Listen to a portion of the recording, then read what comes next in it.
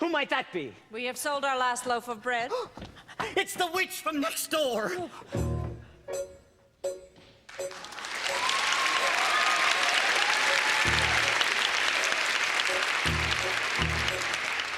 We have no bread. Of course you have no bread. What do you wish?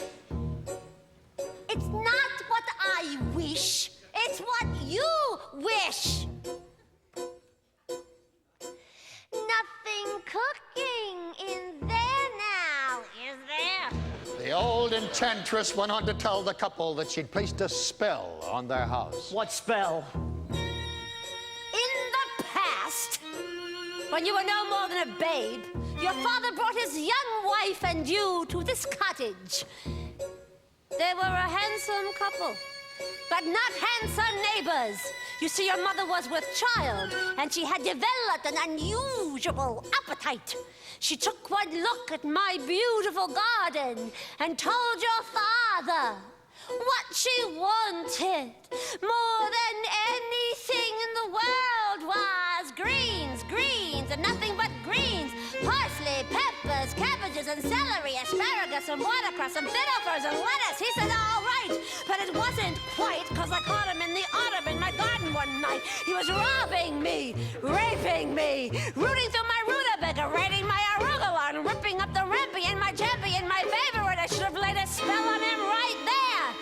Could have turned him into stone, or a dog, or a chair, or a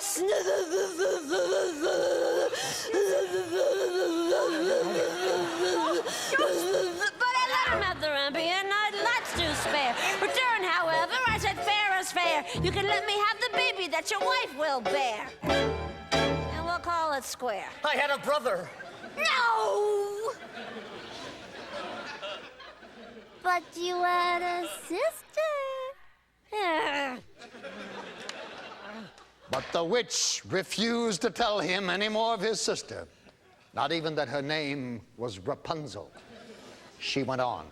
I thought I had been more than reasonable, and that we all might live happily thereafter. But how was I to know what your father had also hidden in his pocket? You see, when I had inherited that garden, my mother had warned me that I would be punished if I were ever to lose any of the beans. Beans? The special beans. I let him go. I didn't know he stole my beans. I was watching him crawl back over the wall when bang, crash, the lightning flash. And well, that's another story. Never mind. Anyway, at last the big day came. I made my claim. Don't take her with the baby. They shrieked and screeched, but I did, and I hid her where she'll never be reached. Your father cried, your mother died. For extra measure, I admit it was a pleasure. I said, sorry, I'm still not mollified, and I laid a little spell on them. You too, son.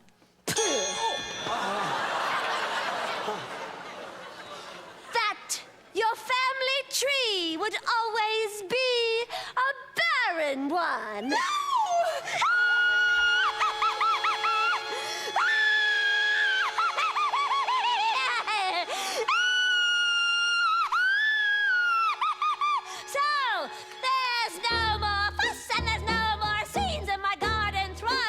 My nectarines, but I'm telling you the same I tell kings and queens. Don't ever, never, ever mess around with my greens, especially the beans.